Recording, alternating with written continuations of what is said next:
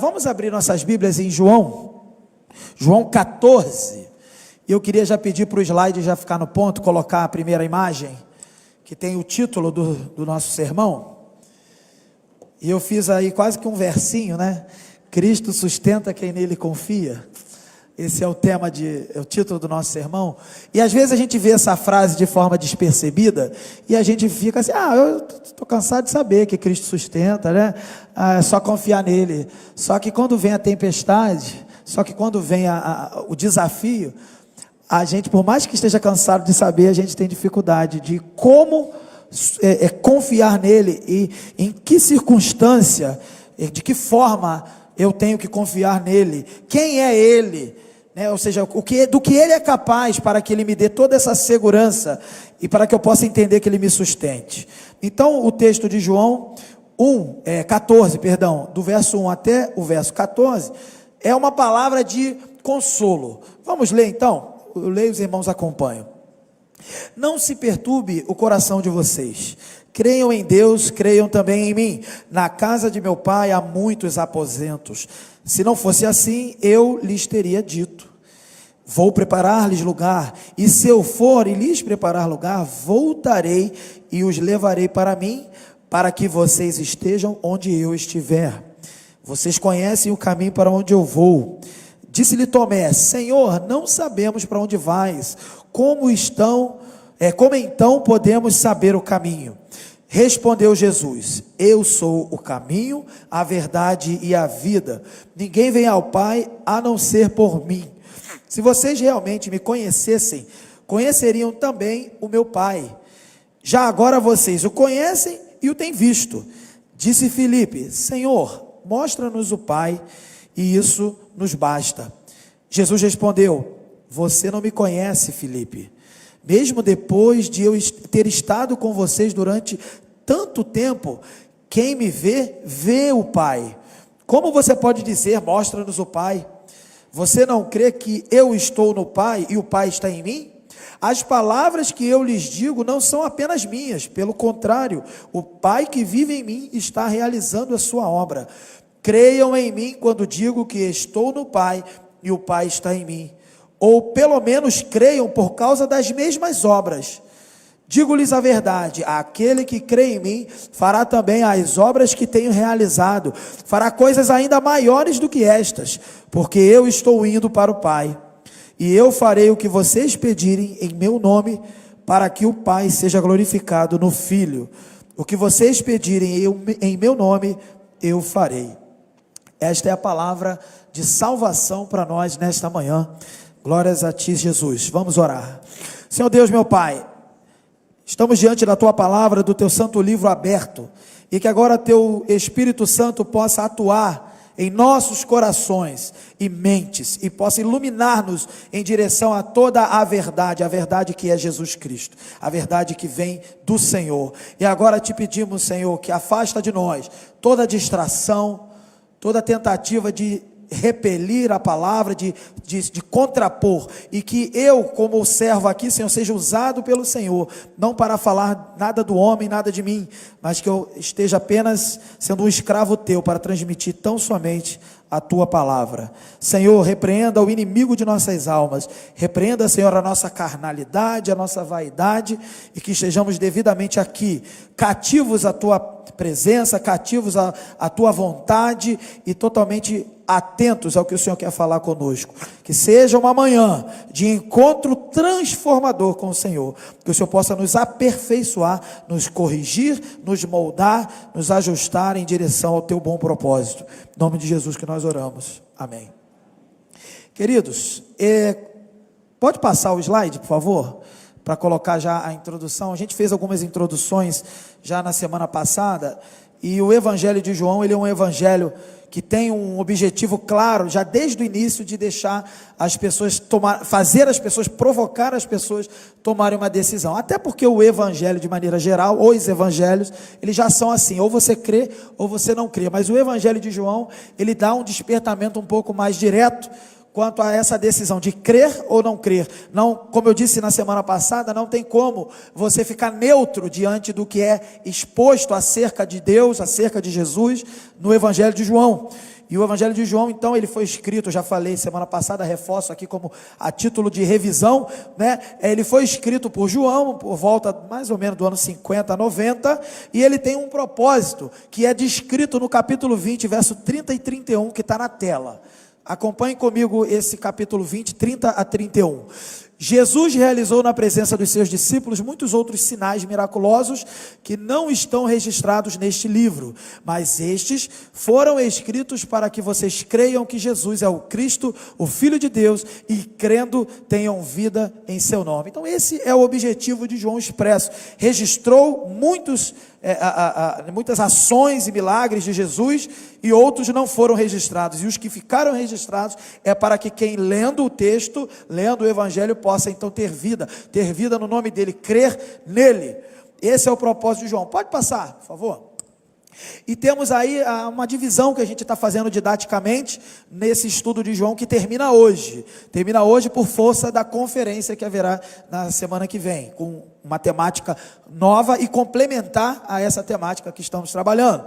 Bem, o livro de João, o Evangelho de João, ele pode ser dividido em 6 partes. Das 6 partes, nós estamos abordando a 5. O epílogo vai ficar para um culto de quarta-feira. Faço aqui uma sugestão, a gente encontrar uma data para trazer um sermão dentro do epílogo. Talvez o pastor Lucas, não sei, te conversa e acerta isso. Mas então já tratamos do prólogo, que é o capítulo 1, aquela parte do verbo era Deus e o verbo estava com Deus. Pastor Carlos Elias, então, ele trouxe para a gente. E tratamos de um sermão acerca também da apresentação do Filho de Deus diante das pessoas, o batismo de Jesus e tudo mais, aquele momento em que Jesus é descrito por João como o Cordeiro de Deus, que tira o pecado do mundo. O seminarista César trouxe uma porção dessa parte da apresentação do Filho de Deus. Tivemos a oportunidade na semana passada de trazer uma porção também acerca do ministério público do Filho de Deus, né? O pastor Carlos pela manhã trouxe uma mensagem para o Dia dos Pais, dentro desse contexto do capítulo 2 ao 12, ou seja, o ministério público de Jesus ali falando alguma coisa acerca do Pai, e o pastor Carlos então trouxe essa aplicação, né, levando em consideração o Dia dos Pais. E eu à noite pude compartilhar com os irmãos um momento de embate com os religiosos ali, e Jesus com esses religiosos em João 8, ali ele mostrando, deixando claro, afirmando com todas as letras que ele é o eu sou. E o povo não creu e quis apedrejá-lo, e ele não era o tempo, ele se ocultou. E ele não se ocultou porque fugiu, saiu correndo. Ele se ocultou como quem desaparece, porque não era a hora de se entregar. E aí então tivemos esse momento do ministério perante o público. Extraímos um texto dentro desses capítulos, do capítulo 2 ao 12. Hoje vamos falar do ministério particular do Filho de Deus, o momento em que ele está mais restrito com os discípulos, e que vai do capítulo 13 ao 17, e lemos aqui agora o capítulo 14, né? E teremos também à noite, concluindo aí o que se pode fazer do Evangelho de João nesse mês, a paixão do Filho de Deus, com o pastor Carlos Elias. E eu queria que o irmão ficasse atento com relação ao boletim. A primeira capa, a capa do boletim, a primeira página, ela contém o sermão de hoje, da manhã, em que estamos falando do ministério particular do Filho de Deus, nessa passagem do capítulo 14, e é uma conversa que Jesus tem com os discípulos, que vai até o capítulo 17, né? Na verdade começa no 13 e vai até o 17, e esse tema então, que Cristo sustenta quem confia nele, quem nele confia, nós estamos trabalhando hoje. E aí a pergunta que a gente pode ter é essa, né?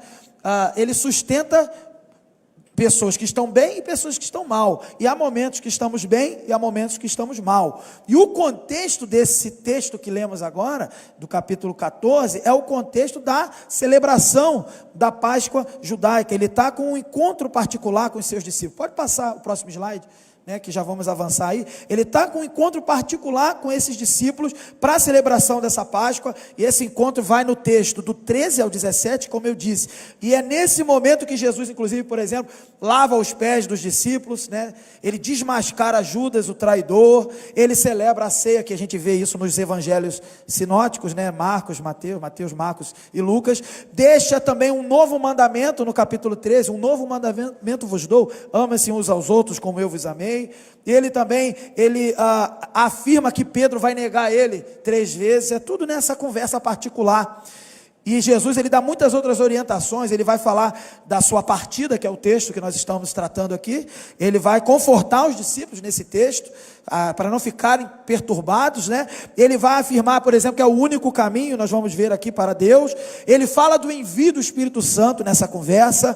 Ele também ensina sobre a videira e os ramos, né? Que ele é a videira e nós somos os ramos, estamos ligados a ele. Ele alerta, por exemplo, quanto ao ódio do mundo contra os seguidores dele, e ele vai avisar, ó, não é contra vocês, é contra mim, mas quem segue, né, quem segue Jesus, então ele vai falar isso, que é alvo do ódio, e esse ódio é oriundo do pecado, ele não é oriundo de quem está lá fora ou de quem está aqui dentro, tanto faz lá fora ou aqui dentro, se a pessoa está a serviço do pecado, do mundo, do sistema maligno, da carnalidade, essa pessoa então se coloca como uma pessoa que odeia Jesus, e ela vai odiar também os discípulos que estão obedecendo Jesus. Seja você um cristão ou não, se você ceder para o pecado, você se coloca numa posição de quem odeia e é contra a vontade de Deus. E ele fala isso, alerta isso.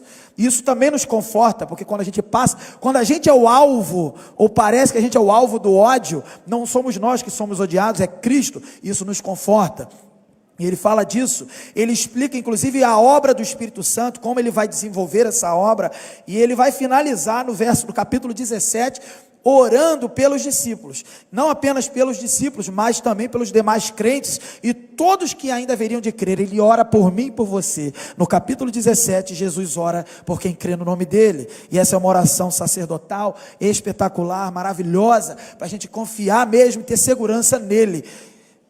E o momento dessa conversa, do 13, que eu falei do 13 até o 17, é um momento que eles estão ali num lugar restrito para essa Páscoa, e é tenso, é um momento de tensão, está chegando a hora de Jesus ser preso, né? Ele se entregar, e se entregando será preso e morrerá na cruz, como nós já sabemos a história, e é um momento de tensão, e lá fora então os principais líderes religiosos, eles estão tramando em conluio com os fariseus, eles estavam planejando a morte de Jesus, e diante dessa tensão, e diante dessa clara também revelação de Cristo, né? Há uma tensão e há a revelação que foi clara para os judeus, claríssima, como já tivemos a oportunidade de compartilhar semana passada, mas eles continuaram incrédulos, por isso eles estavam tramando isso contra Jesus, e assim o plano de Deus foi cumprido, assim o propósito de Deus foi executado, porque era assim que ele queria, então, revelar-se plenamente em Cristo, revelar seu amor, sua misericórdia, e nos salvar. E aí então os judeus incrédulos, Jesus, ele naquele momento particular se prepara, e prepara os discípulos, e se despede, começa já a se despedir, é um momento de despedida dos discípulos. Aquela era a quinta-feira, que a gente conhece como a quinta-feira do Getsêmani, a quinta-feira do suor de sangue, a quinta-feira da traição de Judas, a quinta-feira da negação de Pedro, quando o galo canta, Pedro cai em si, né? E a quinta-feira da prisão então de Jesus. Essa noite, ela é terrível, ela é uma noite terrivelmente tensa, e ela se apresenta como um momento então perfeito para os discípulos se apresentarem ali como apoio a Jesus, consolarem Jesus até. Jesus estava ali num momento de tensão, tanto que ele suou sangue no Getsêmani, e eles não tinham condições de dar apoio nenhum para Jesus, eles é que estavam perdidos ainda de certa forma, eles é que estavam recebendo tensão. Jesus precisava de apoio, mas foi Jesus que deu apoio para eles. Veja bem, ele quem ainda se doa, se conforta e instrui, os discípulos com o coração perturbado, mas Jesus é que estava sendo colocado num momento de tensão, e é nesse contexto então que Jesus se levanta, que conforta. E a pergunta que surge para nós, para a gente poder trazer para a nossa realidade e aprender com isso é: o que pode confortar um coração que se apresenta entristecido, perturbado, em profunda agonia? O que pode consolar você e eu quando nos encontramos em situações semelhantes, né? Como podemos encontrar esse consolo nessa hora de aflição? E a hora da aflição chega para todos, e se nos apresentamos como seguidores de Jesus, imitadores de Jesus, tenha certeza disso, que se você imita Jesus direitinho, a hora da aflição que chegou para Jesus, chega para você também. E como você vai se comportar diante disso? Que sejamos como Jesus. Veja, a gente pode então aprender algumas lições aqui rápidas, né? E como a gente pode encontrar esse consolo? 5 pontos, vamos lá. Pode colocar o primeiro ponto então. O primeiro ponto que Jesus nos alerta no verso 1 é que todos aqueles que estão nessa situação de angústia, de tensão, seja qual for a situação, seja qual for, oposição, perseguição, prisão, açoite, seja lá o que for, ou até mesmo uma perda de um ente querido, ou uma enfermidade que seja, aquilo te perturba. Jesus diz assim: não se perturbe, está aí no texto, não se perturbe o coração de vocês, creiam em Deus, creiam também em mim. Sabe o que é isso? Isso vai contra totalmente o que temos aprendido nos dias atuais, que é a ideia do hedonismo, ou seja, você fazer aquilo que te agrada, aquilo que te dá prazer, aquilo que te satisfaz. Quando algo dói, o que a gente quer fazer para aliviar os nossos sentidos? Fazer parar de doer, de alguma forma, não é verdade? A gente fala, ai, para, se alguém que encosta te machuca, ai, se afasta, por quê? Porque dói. E tensões como essas doem na alma, no interior. E como nós podemos lidar? Seguindo Jesus. Jesus dá uma ordem novamente. É uma ordem. Não se perturbe. Não siga o sentido. Não siga o seu sentimento atual de dor. Siga o quê? A fé. Creia em Deus e creia também em mim. Não dê vazão ao que você está sentindo. Pode dizer ai, pode dizer está doendo, mas não permita o seu coração perturbado. Dê lugar não à perturbação, mas à fé. Jesus então ele vai confortar os discípulos, dizendo que da mesma maneira que eles creem em Deus, dizem que creem em Deus, né, como refúgio, também deveriam crer nele, porque ele é Deus. Ele já tinha se revelado de forma plena, claro, e continuava se revelando. E com isso Jesus ele reafirma então essa divindade, a divindade dele. E o que significa, de forma clara para a gente no texto, crer em Jesus? A forma, por exemplo, como vemos aqui o verbo sendo empregado no imperativo, significa, já que vocês confiam em Deus, continuem confiando em mim. Essa não é uma fé, queridos, intelectual, eu acredito, emocional, eu senti um negócio, por isso eu creio.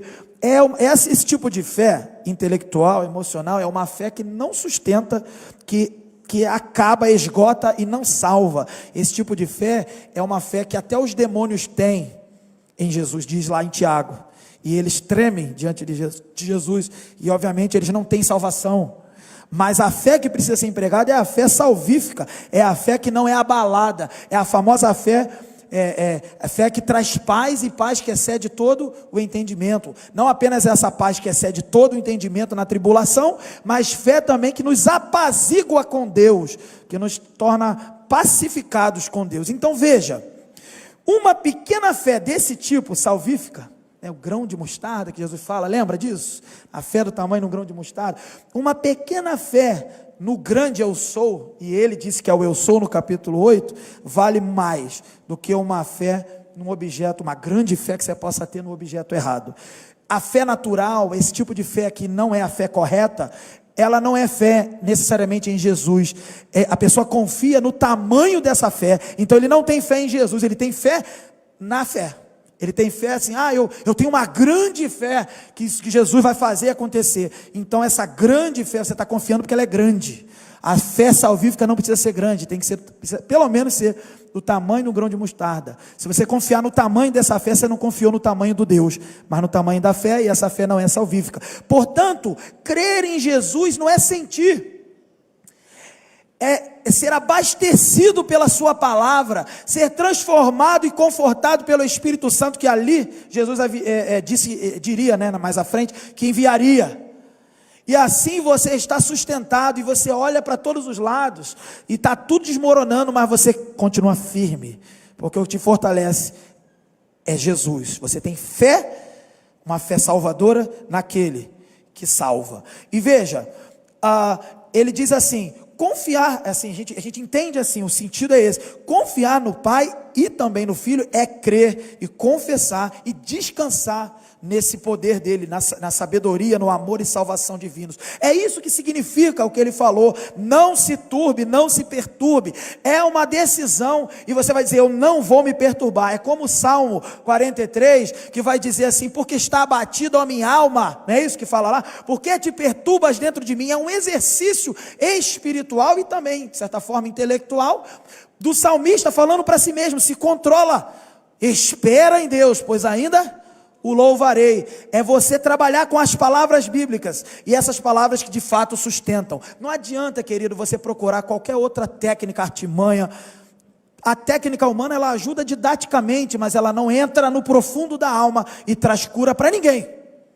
Só Jesus e a fé salvadora nele.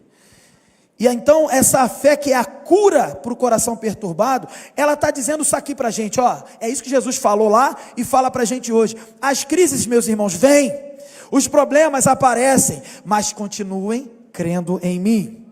Foi Jesus que aconselhou dessa forma. Ele disse assim, é como se estivesse dizendo assim: as sombras cairão sobre nós, como estava para cair sobre Jesus.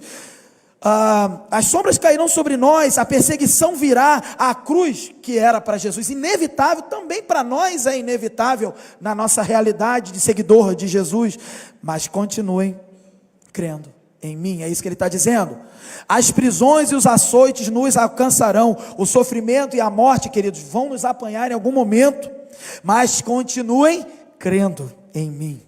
A solidão, a crise financeira, a doença, o luto, a perda, né, a dor, as lágrimas.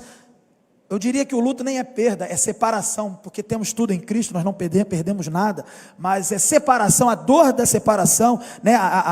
Então as dores que a gente pode ter nessa vida, as lágrimas, as noites escuras virão, mas continuem crendo em mim, é isso que ele está falando.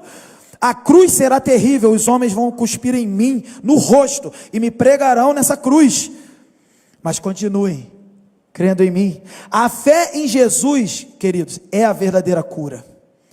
Continuem crendo em Jesus. Segundo ponto, vamos à frente. Jesus, ele voltará. Então, se um aspecto que nos consola na hora da tribulação é confiar em Jesus, outro aspecto é saber o que ele disse. Ele disse que voltará para nos levar ao verdadeiro lar. Nosso lar não é aqui, queridos. Ele vai dizer que na casa do meu pai há muitas moradas, muitos aposentos, e ele vai falar que é para que a gente esteja onde ele estiver, e ele foi preparar esse lugar. A partida de Jesus é necessária para o cumprimento do plano, e nesse sentido é para o bem também dos discípulos e nós aqui como igreja. Ele estava cumprindo o plano e preparando o lugar. Preparar lugar precisava sair. Jesus precisava cumprir o plano, ser preso e morrer na cruz e ressuscitar ao terceiro dia, subir aos céus. Ele precisava fazer isso, esse era o plano. E isso era para o nosso bem, para o bem e para a glória do Senhor, e para a glória do nome dele, e para a salvação de todo aquele que crê, querido. E é verdade, ele está indo embora, mas ele está indo preparar esse lugar. E ele virá, queridos, e vai nos levar para que a gente possa estar onde ele está. Quando Jesus ele fala desse lugar, de preparar esse lugar, ele está se referindo especificamente sobre a sua entrega, sobre a sua morte na cruz, queridos. Quando ele fala, eu vou preparar lugar, ele não foi comprar um terreno, fazer uma obra lá no terreno celestial, ele não foi fazer isso. Ele foi cumprir o plano na cruz, morrendo, se entregando e vencendo a morte, recebendo do Pai toda a autoridade no céu e na terra, dando a comissão para a igreja. Portanto, vão, façam discípulos. E ele sobe aos céus e governa essa missão que está sendo executada pela igreja do céu, e também no poder do Espírito Santo que a igreja faz, envia o Consolador. Esse plano, isso é preparar lugar. E ele preparou para mim e para você lugar. Por isso devemos glorificar a Deus. Jesus não é necessariamente um mestre de obras, fazendo uma obra, construindo casas, mansões celestiais, não é isso. Ele estava conquistando a autoridade no céu e na terra, glorificando, sendo glorificado, glorificando o Pai e sendo glorificado pelo Pai. Fazendo isso, ele conquistou para mim e para você o lugar. Mas é para aquele que crê, para aquele que confia, para aquele que sabe que é sustentado por Jesus. Queridos, e diante então dessas provas, das tribulações, do sofrimento, nós precisamos levantar a cabeça, olhar para a recompensa final, e não olhar para as adversidades. Figurativamente é como Pedro, que tentou andar sobre as águas quando viu Jesus no mar, e aí ele, então vou até aí, Jesus vem, e ele foi, e ele conseguiu, porque ele olhou para Jesus, e ele creu em Jesus, e ele depositou a sua confiança e seu sustento espiritual e total em Cristo, que estava diante dele. E ele indo a Jesus, ele se desviou e começou a se desligar, e começou a se distrair, olhava para o vento, diz o texto, olhava para a tempestade, para o mar, para a confusão, E quando ele viu, ele estava afundando. A palavra é uma só, queridos. Não pare de olhar para Jesus. Não deixe de confiar em Jesus. Confie nele. Ele disse que preparou o lugar e preparou. E esse lugar está garantido para todo aquele que crê. Não se permita afundar. Não olhe para as adversidades. E Jesus, ele vai descrever o céu. Eu acho que é uma coisa que a gente precisa relembrar, recordar sempre. É necessário. Ele não falou do céu à toa. Às vezes a gente fala pouco sobre o céu, a gente explica muita coisa e no final a gente perde o foco do principal. O pastor Lucas lembrou muito bem, as bênçãos que realmente importam, né? Trabalhando ali o texto de Efésios 1, 3, e o céu é isso, é o que realmente importa. Não importa a sua carreira, a minha carreira, a sua agenda, o seu planejamento, não importa. Não vai sustentar. Eu quero ser médico, eu quero ser mecânico, eu quero ser jogador de futebol, jovem. Não importa. Isso é trapo, isso é passageiro. O que importa é olhar para Jesus e o destino final. Mas é porque minha mãe, meu pai, eu tenho que fazer acontecer. Não se turbe o vosso coração. Crede em Deus e também em mim, disse Jesus. Faça o que tem que fazer. Jesus fez o que tinha que fazer aqui na terra. Jesus foi um carpinteiro, talvez um artesão. Jesus foi um grande profissional dentro do contexto dele. Seja também um grande marido, uma grande esposa, um grande filho, uma grande filha, um grande professor, um grande líder na igreja. Seja tudo isso, mas o que importa é o céu. Os valores eternos é que importam. É isso que não te permite afundar. Se você olhar para todas essas coisas, você, por mais que queira andar até Jesus, você não vai mais encontrá-lo e vai afundar. Jesus descreve o céu da seguinte forma. Primeiro, está na tela. O céu é a casa do Pai. Verso 2. O céu é onde se encontra o trono de Deus. Você consegue visualizar, imaginar? Eu só posso imaginar. Diz a canção. Eu só posso imaginar. Lá estão os anjos. Lá estão os servos de Deus que morreram, estão glorificados. Lá está a nossa herança incorruptível. As bênçãos espirituais. As bênçãos celestiais. No céu, Deus vai enxugar toda lágrima, querido. Ele nos dá um alívio, talvez momentâneo aqui, mas o que nos sustenta é Cristo em mim, a esperança da glória. É a glória, é o último dia, é o céu, a casa do Pai, que Ele preparou lugar para nós. Os filhos de Deus estarão lá. Aqui no mundo nós somos só passageiros, estrangeiros, mas no céu, queridos, estaremos em casa. Voltaremos para casa depois de muito tempo. O céu é o lugar de segurança, porque lá não há maldição, queridos. A casa do Pai é o lugar onde ouviremos, somos bem-vindos. Ele vai dizer assim: vinde benditos do meu Pai, possuí por herança o reino que vos está preparado desde a fundação do mundo. Oh, aleluia. Você pode contemplar o céu, a casa do Pai, e sonhar com esse dia. O céu tem muitas moradas, queridos. Jesus no céu, ele disse que há lugar para todos os filhos de Deus. Apocalipse 21 diz que a cidade celestial, a cidade santa, a Nova Jerusalém, ela tem 2.200 quilômetros de largura, de profundidade, de comprimento. É uma linguagem para mostrar que é enorme e que é infinitamente, e cabe todos aqueles que foram comprados pelo sangue do Cordeiro. Queridos, no céu teremos uma morada eterna, permanente. Nada poderá nos separar e nos tirar desse amor e desta casa maravilhosa, desta cidade celestial. É isso que nos sustenta. Sonhe com o céu, clame pelo céu, fala para o Senhor: Maranata, ora vem, Senhor Jesus, e para de ficar igual barata tonta, correndo, procurando, resolvendo, olhando para o vento. Para de correr atrás do vento e olhar para o vento. Porque Jesus vem como um vento impetuoso no último dia e vai nos levar para a glória. O céu foi preparado também, queridos, letra C, para o povo escolhido. Nós não podemos, queridos, comprar esse lugar. Você não pode comprar um terreno. A gente mal consegue comprar um terreno aqui na terra. Quem dirá no céu? Não foi para a gente comprar nada. Ele comprou o melhor lugar, o lugar mais perfeito que pode existir no universo. Diante dele, na presença dele. É o lugar mais valioso. Se você é um corretor de imóveis, não tem preço que você possa precificar esse lugar. O preço é de sangue, o sangue do Cordeiro. E ele comprou e preparou para um povo, o povo dele, o povo escolhido. No céu, queridos, letra D, nós teremos comunhão eterna com Cristo. Eternamente com Ele. A coisa mais importante, o fato mais importante do céu, não é que você se livrou do inferno desse mundo aqui, é que você está com Ele, é que você está diante dEle, face a face, o Verbo encarnado, Deus de Deus, luz de luz, é o Deus revelado em toda a sua plenitude, no corpo de Cristo, porque Ele é Cristo, porque Ele é Deus, Cristo é Deus, Ele é o Cristo de Deus, o Verbo de Deus, o Cordeiro de Deus que tira o pecado do mundo. Você estará e eu estarei, nós estaremos face a face com Ele, e isso nos sustenta. Não, mas eu queria fazer acontecer alguma coisa, eu queria montar uma banda, um coral, não sei o quê. Não precisa, se tiver que fazer, Ele vai fazer, mas é diante dEle, na presença dEle. Eu nem sei o que a gente vai fazer lá, só sei que a gente vai adorá-lo. A gente tem uma ideia, a gente imagina, o trabalho de Gênesis vai continuar, um trabalho glorioso na presença dEle, né? uma natureza restaurada, um universo recuperado do pecado, muita coisa para fazer, mas para fazer diante dEle, na presença dEle, face a face com Ele, é isso que importa. Por isso que a Bíblia deixa claro em vários textos, em Colossenses também, que quem tem Cristo tem tudo. Se você não tem nada nessa vida, mas tem Cristo, você é rico.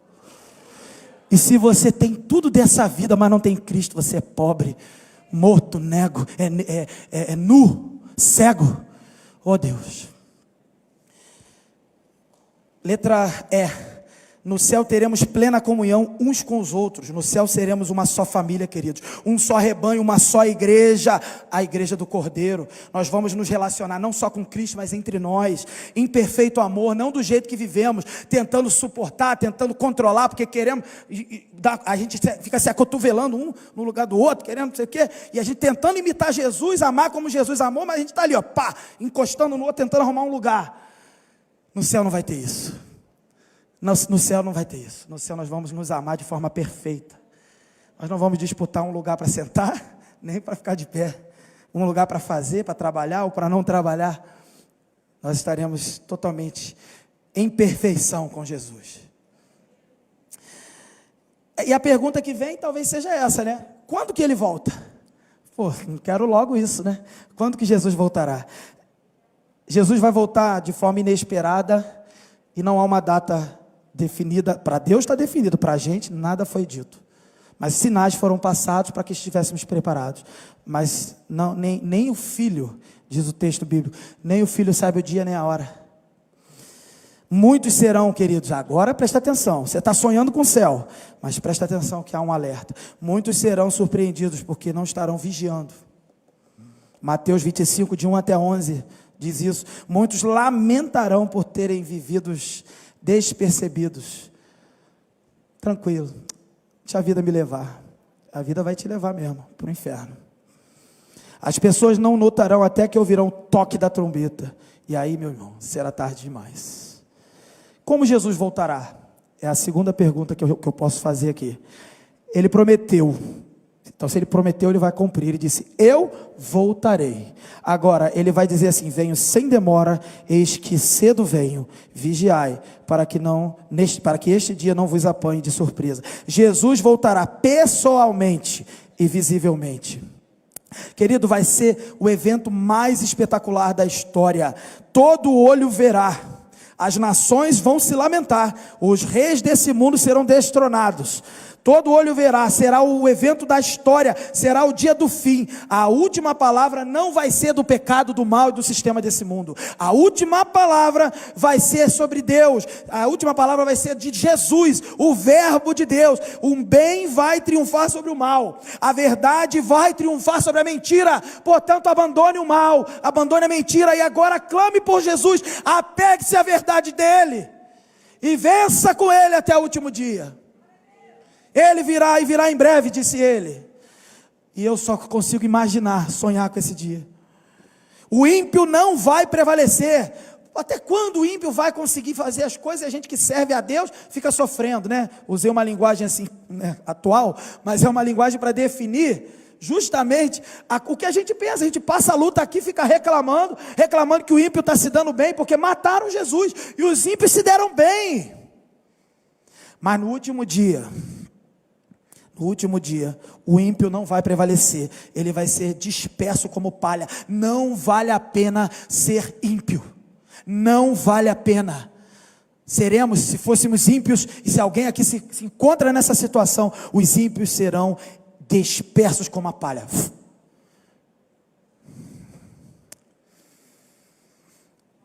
A igreja vencerá, porque as portas do inferno não prevalecerão contra a igreja do Senhor.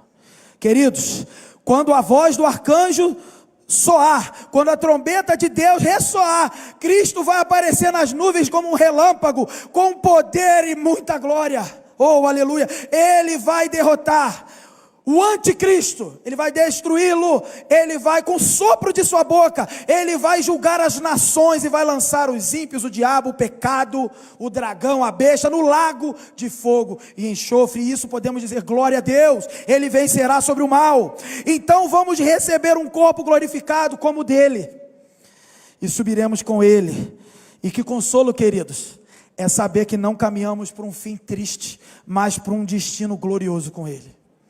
É isso que me sustenta e te sustenta. Querido, nenhum médico, com todo respeito, nenhum psicólogo, com todo respeito, nenhum psiquiatra, qualquer outro, coach, nenhum, com todo respeito, nenhum deles, nenhum professor, nenhum acadêmico, nenhum intelectual, nenhum, vai te dar uma palavra de consolo tão profunda como essa, nem eu, só Jesus. E ele que disse, não se turbe o vosso coração, eu estou indo preparar lugar, e eu vou levar vocês, porque eu quero estar com vocês, vocês vão estar comigo. Eu voltarei para buscar vocês. É isso que me sustenta, querido. Não adianta tentar, a gente tenta conversar, fica dando rodeio sobre vários assuntos dessa vida. Vai direto ao ponto. Jesus voltará e ele vai nos salvar desse mal, desse mundo mal, e nos libertar da presença ainda desse pecado que ainda está nesse universo. E aí, depois que ele prometeu preparar lugar, nós vamos para o terceiro ponto. Jesus é o único caminho para Deus. Ele vai dizer para onde está indo, dizendo que os discípulos sabem para onde vou. E aí ele diz assim, né? Vocês sabem para onde eu vou? Aí Tomé pergunta, Senhor, não sabemos para onde vais, como então podemos saber o caminho? Aí Jesus responde, que está na tela, eu sou o caminho, a verdade e a vida, ninguém vem ao Pai a não ser por mim. Querido, Jesus já tinha dito aos discípulos que ele iria partir, ele já tinha falado sobre tudo isso, ele inclusive ele garante que ele ia dar, sustentá-los, né, para confiar nele, e ele falou tudo isso, mas Tomé, não estou dizendo que Tomé ali faltou fé, ele queria entender, o Senhor disse que nós sabemos para onde o Senhor vai, mas eu não sei para onde o Senhor vai. Aí ele disse para onde está indo, ele está indo para Deus e diz que ele é o caminho, para quem vai encontrar com ele, ele é o caminho, o único caminho. E Jesus então ele é a verdade. Quando ele diz que ele é a verdade, ele diz que ele é a verdade que sustenta, que nos alimenta, que ele é a verdade. Toda a verdade que você puder identificar na existência desse universo, ela é a verdade que vem de Deus, ela é a verdade que é o próprio Cristo. E a verdade não pode ser subjulgada, a verdade não pode ser contraditada. A verdade de Deus é uma só e ela prevalece. Todas as coisas passarão, mas a palavra do Senhor permanece para sempre. Jesus Cristo, o verbo de Deus, o Logos, a palavra, aquele que estava no princípio, e todas as coisas foram feitas por ele, porque Jesus estava no princípio, que era Deus, e foi pelo poder da palavra, e disse Deus, haja luz, e houve luz. A palavra encarnada, Jesus, que é a verdade, nunca será derrotada. Tudo passará, mas a palavra do Senhor permanece para sempre. E aí então ele não só diz que é a verdade, né? Mas ele diz também que ele é o quê? Ele é o caminho. E quando ele diz que é o caminho, porque não há outro caminho, não há outra coisa que nos satisfaça. É a verdade, sim, e é o caminho que nos leva, que nos aponta e nos carrega diante de Deus. E ele é a vida.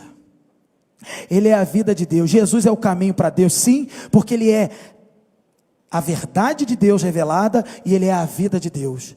Ele é a verdade de Deus, ele é a vida de Deus. Quem crê no Filho tem a vida. Então ele é a vida, e todo aquele que se apresenta diante dele, se apresenta morto espiritualmente, mas ele ali, quando você se coloca diante dele e confessa seus pecados, crê nele que ele é o Senhor e Salvador, ele te sustenta de forma plena, porque ele te dá vida, uma vida que não acaba, uma vida inesgotável.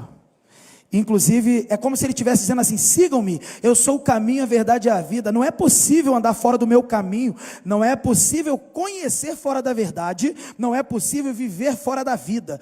Eu sou o caminho pelo qual vocês devem andar, a verdade em que vocês devem crer, a vida na qual vocês devem pôr esperança.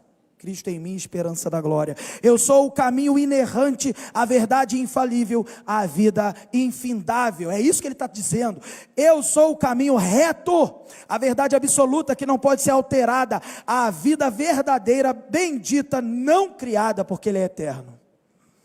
Se vocês permanecerem no meu caminho, conhecerão a verdade, e a verdade os libertará, e tomarão posse da vida eterna. Esse resuminho que eu li é de Tomás Kempis. Ele traz luz para nos entendermos o que Jesus está dizendo. Você quer o céu? Você sonha com o céu? É só por Jesus, é só através de Jesus. Ok, ajustou seu coração, ajustou sua mente, está olhando para Jesus, está olhando para o céu. Agora, confie que ele é a verdade, confie que ele é a vida, confie que ele é o único caminho. Outro ponto, estamos chegando já no final. Quarto ponto, Jesus, e essa informação nos consola. No quarto ponto nós vemos que Jesus é a revelação do Pai. Então nós vimos que ele então nos manda confiar nele, ele está preparando o lugar. Nós vimos que ele é o único caminho para Deus, e agora ele diz que então é a revelação do Pai. E aqui há uma conversa, né? E os discípulos ali, aí Filipe fala assim: mostra-nos o Pai. Gente, que coisa meio doida, porque assim, Jesus já estava falando que era Deus, era Deus, era Deus, e eles não entravam na cabeça deles, eles não conseguiam entender, e no meio da tribulação eles duvidaram, estavam ali naquela tensão, duvidando, e Jesus falou assim: mas eu estou aqui, mostra-nos o Pai, mas eu estou aqui. É isso que Jesus está tentando dizer: eu estou aqui, eu sou o Pai, eu sou o Pai, eu sou o Filho, eu sou o Pai, eu sou a expressão do Pai, eu sou a revelação do Pai. Olha o que ele fala: se vocês me conhecessem, também conheceriam o Pai. Só que podemos conhecer o Pai se conhecermos Cristo. E aí ele fala: vocês agora conhecem, o têm visto. Esse é o verso 7. Filipe, depois que ele fala isso, Filipe, então mostra o Pai. Como assim? Acabei de falar. É igual a gente quando está ensinando para algum aluno uma coisa tão simples para a gente, né? E o aluno não está muito atento. Aí você acabou de falar e pergunta de novo, como se nem tivesse falado. É o que aconteceu aqui. E aí Jesus vai falando: você não me conhece, Filipe, mesmo depois de eu ter estado com vocês durante tanto tempo.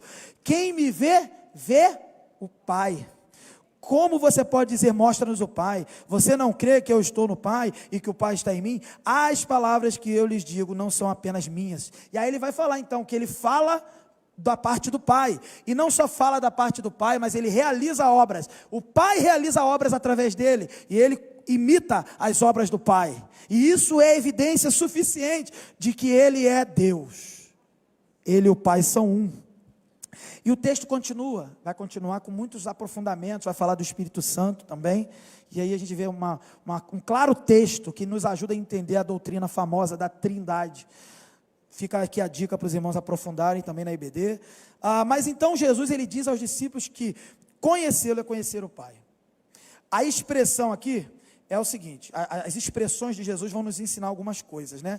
Parece que ele está dizendo, somos uma pessoa só. Não, ele é uma pessoa, né? Deus é outra pessoa, o Espírito é outra pessoa, mas todos são um só Deus.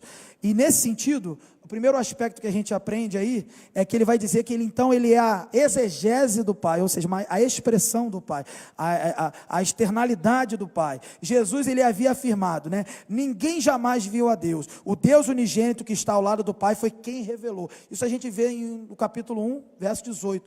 Agora, ele vai dizer que quem conhece, conhece o Pai. Então, ele é a expressão do Pai. Hebreus corrobora isso quando vai dizer que ele é o resplendor da glória. Hebreus 1,13 vai dizer: ele é o resplendor da glória e a expressão exata do ser de Deus. Eles estavam diante de Deus.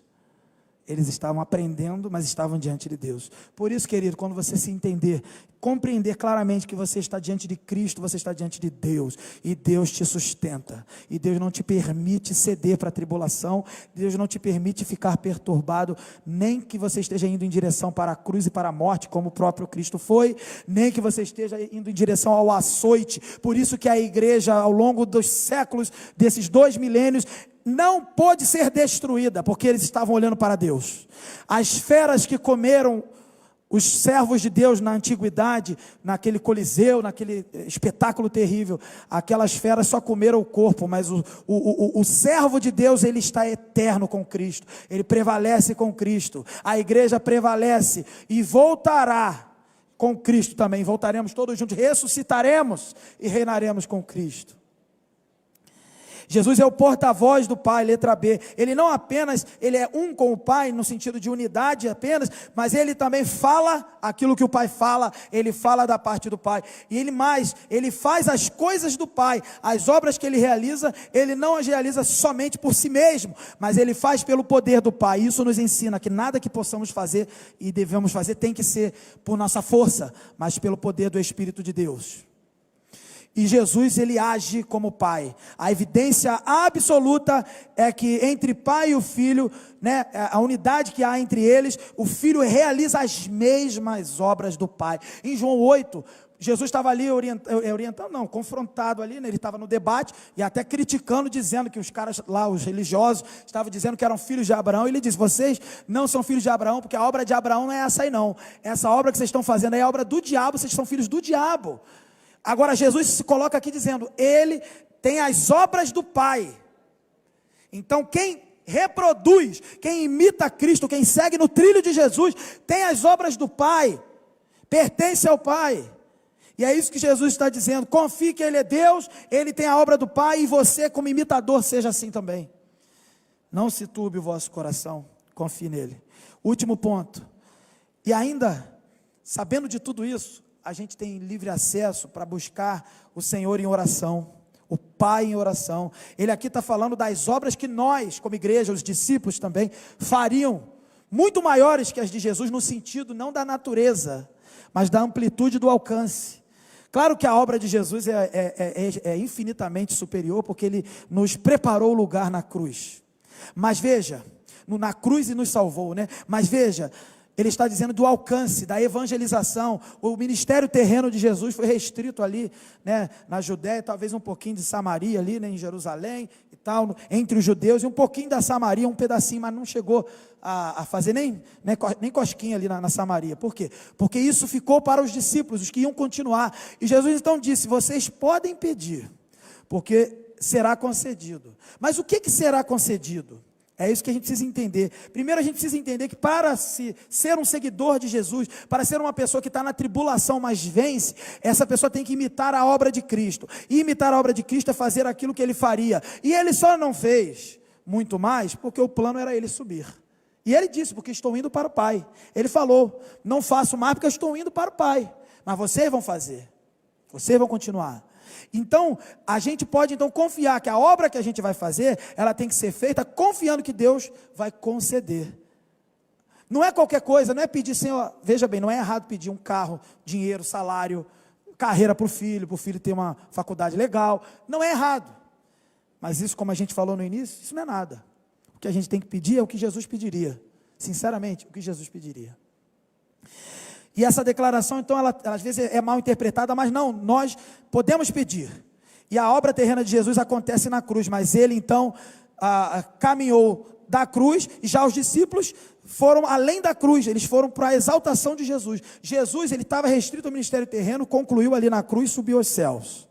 Nós não, nós continuamos o que Jesus fez, a partir da exaltação dele, por isso a obra alcança muito mais. Agora, como devemos pedir, letra B, né? Devemos pedir no nome dele. A oração com fé, endereçada a Deus, e a gente na classe de EBD, na classe de doutrina, ensina às vezes quase como, às vezes a gente pode se confundir e entender como se isso fosse uma fórmula mágica. Eu oro em nome de Jesus e acontece. Não acontece muito assim não é bem assim. O que significa isso, pedir no nome dele? Significa pedir o que Jesus pediria, o que agradaria e glorificaria. Não adianta você pedir algo que não glorifica a Deus, não será concedido. Ah, mas eu falei em nome de Jesus. Não falou não, porque o nome de Jesus não pode ser escarnecido com uma oração carnal. Para você pedir em nome de Jesus, tem que pedir o que Jesus pediria. Clamar por aquilo que ele clamaria. Muito fácil. Falei em nome de Jesus, que cara vai morrer. Não sei. Só se Jesus quiser. Não é bem assim não. Em nome de Jesus, os inimigos vão cair. Às vezes não cai não, demora. É o que Jesus pediria. Fica a dica, Mateus 6, né? O Pai Nosso. O Pai Nosso mostra claramente o que Jesus pediria. Aprendamos com Jesus. Veja, ele diz assim, quer dizer o seguinte, que não significa a gente ficar pedindo qualquer coisa em nome de Jesus, significa que a gente deve erguer as nossas orações a Jesus, não firmados no nosso mérito, mas nos méritos de Jesus. Obviamente que esse termo, tudo que pedir, dizer o meu nome, não é fórmula mágica, como eu falei, ao contrário, é tudo aquilo que concorda com a vontade de Deus, que é compatível com a verdade de Deus, com a natureza de Deus, e que glorifica a Deus. Pedir em nome de Jesus, contar com a intercessão do Espírito Santo lá em Romanos, significa fazer e clamar e sonhar com as coisas que Jesus sonha e planeja para a nossa vida, e o que Ele planeja é que sejamos como Ele, que sonhemos com o céu e que não nos permitamos ser turbados no coração. Terminando, aplicação. O que a gente aprende até aqui? Pode colocar na tela os 5 pontos. Primeiro, que devemos confiar em Cristo, já vimos, que a nossa confiança esteja nele, porque Ele é o único que pode nos sustentar contra a tribulação, contra o dia mau. Devemos continuar confiando em Deus e também em Cristo. Ele vai continuar suprindo todas as nossas necessidades, não aquilo que você acha que é necessário, mas o que Ele sabe e entende que é necessário. Não devemos permitir que o nosso coração se perturbe ou ficar preocupado, porque Cristo é suficiente para nós, somente Cristo e mais ninguém. Devemos, segundo ponto, almejar o lar celestial. A partida de Cristo visou preparar tudo para a gente, uma grande reunião na casa do Pai.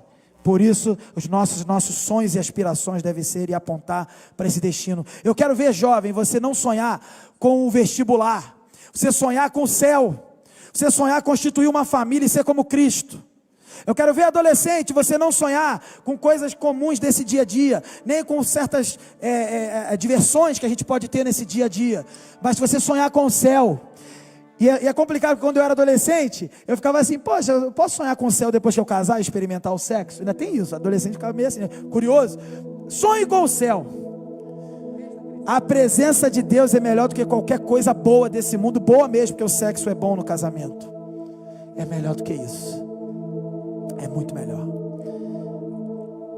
Devemos, inclusive, nos preparar para essa volta de Cristo. Não apenas almejar por esse dia, em vez de almejar por certos concursos que a gente quer fazer aí e resolver a vida financeiramente, mas almejar também, nos preparar. Você está preparado, querido? Ou você vai ser pego de surpresa quando Jesus voltar? Nos preparar para a volta de Cristo. Ele disse que vai voltar e vai nos levar e vai nos colocar diante dele face a face, e assim nós estaremos onde ele vai estar, como ele disse. Por isso devemos não apenas sonhar, mas nos preparar. Como eu me preparo, pastor? Como eu posso estar pronto, querido? Entregue-se a Jesus, imite a Jesus, aprenda dele, beba da água da vida, abasteça de Jesus, abasteça-se da sua palavra. Tem jovem que sabe todas as fórmulas matemáticas e físicas para o vestibular, mas não conhece uma porção pequena da palavra de Deus. Como que você vai estar pronto? Seja cheio do poder de Deus, com a palavra dele. Seja cheio da palavra e do Espírito dele. Chega de viver na mentira. Chega de viver correndo atrás do vento, como diz em Eclesiastes. É vento, e esse vento não é o de Deus. Esse vento te leva para a morte. O vento de Deus é o vento do Espírito, que transforma um Pedro que negou Jesus 3 vezes a um grande pregador do Evangelho, no poder do Espírito Santo. 3.000 almas se renderam a Jesus. É isso, Senhor, é isso, adolescente jovem, que Ele quer para você. Ele não quer que você corra atrás de dinheiro. Não corra atrás dessas coisas. Ele está clamando, chamando, alertando. E esse dia vai passar e você vai lamentar. Oh, querido jovem adolescente, sonhe com Jesus, sonhe com a sua palavra. Chore na presença dele e vença a tribulação. Diga não para a mentira e para o pecado.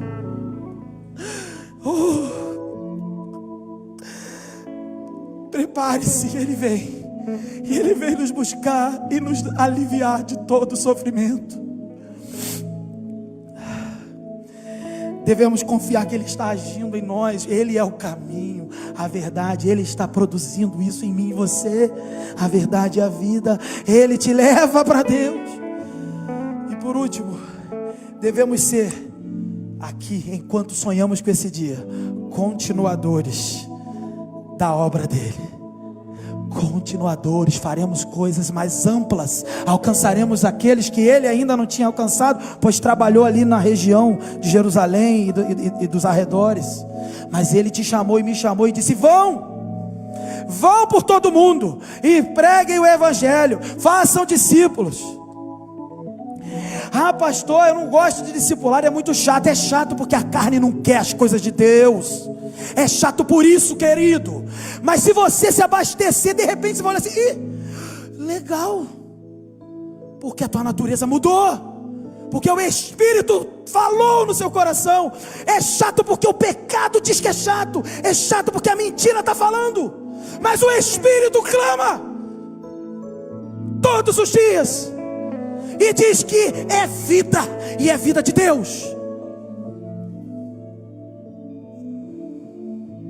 Sabendo disso, nossa missão é trabalhar para que o reino de Deus cresça na terra, porque Ele garante os resultados. Eis que estou todos os dias até a consumação. Então Ele está com a gente. Estou convosco todos os dias até a consumação dos séculos. Hoje nós fomos encorajados a confiar em Cristo. Ele nos consola, Ele nos sustenta em meio às lutas, crises, oposições da vida. Que possamos, queridos, estar firmados na maior revelação de Deus, Cristo, o Verbo encarnado. Que Ele nos dê, queridos, condições de suportar as lutas. Você consegue, porque Ele está em você. As lutas e desafios que todos nós enfrentamos, Ele nos ajuda. Que Ele nos ajude a sermos fiéis a essa palavra, para que continuemos a realizar as obras que Ele nos incumbiu de cumprir e realizar, e que alcançam, queridos, essas obras a todo aquele que crê. Saia por essas portas dizendo: arrependam-se, pois é chegado o reino dos céus. O reino dos céus é chegado. Jesus Cristo veio a esse mundo, o Verbo encarnado, o Verbo de Deus. Ele veio para dar vida a todo aquele que crê. Saia por essas portas falando, proclamando, para que ecoe por todas as nações e o dia da volta de Jesus chegue. Que a gente possa multiplicar o evangelho por todo o mundo, transbordando, cheio, tão repleto, tão lotado da presença da glória do evangelho de Cristo, que transborda, inunda. Como a palavra de Deus diz, de nós fluirão rios de água viva. O evangelho que liberta. Que isso transborde. Que a salvação transborde de nós a todo aquele que nós alcançarmos. Porque ela vem de graça, da graça que Cristo nos deu e nos outorgou. Que para tanto, o Senhor nos abençoe.